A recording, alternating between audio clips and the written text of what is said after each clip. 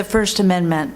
Congress shall make no law respecting an establishment of religion, or prohibiting the free exercise thereof, or abridging the freedom of speech, or of the press, or of the right of the people peaceably to assemble and to petition the government for redress of grievances. Second Amendment. A well-regulated militia being necessary to the security of a free state, the right of the people to keep and bear arms shall not be infringed. Third Amendment. No soldier shall, in time of peace, be quartered in any house without the consent of the owner, nor in time of war, but in a manner to be prescribed by law. The Fourth Amendment. The right of the people to be secure in their persons, houses, papers, and effects against unreasonable searches and seizures shall not be violated, and no warrants shall issue but upon probable cause, supported by oath or affirmation, and particularly describing the place to be searched and the persons or things to be seized. Fifth Amendment. No person shall be held to answer for a capital or otherwise infamous crime unless on a presentment or the indictment of a grand jury, except in cases arising in land or naval forces or in the militia when in actual service in time of war or public danger.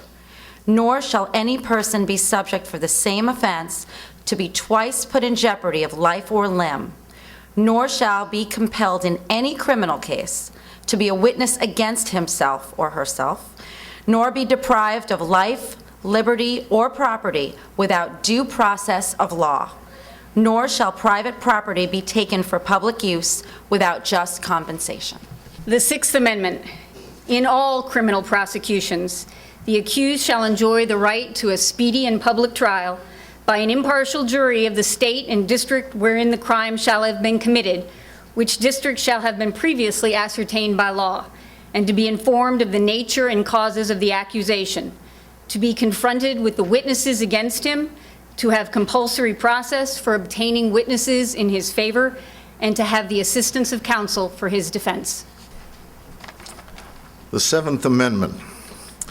In suits at common law, where the value in controversy shall exceed $20, the right of trial by jury shall be preserved, and no fact tried by a jury shall be otherwise re-examined in any court of the United States than according to the rules of the common law.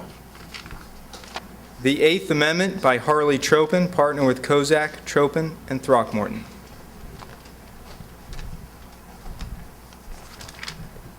Excessive bail shall not be required, nor excessive fines imposed, nor cruel and unusual punishments inflicted. The Ninth Amendment. The enumeration in the Constitution of certain rights shall not be construed to deny or disparage others retained by the people. The 10th Amendment. The powers not delegated to the United States by the Constitution, nor prohibited by it to the states, are reserved to the states respectively or to the people.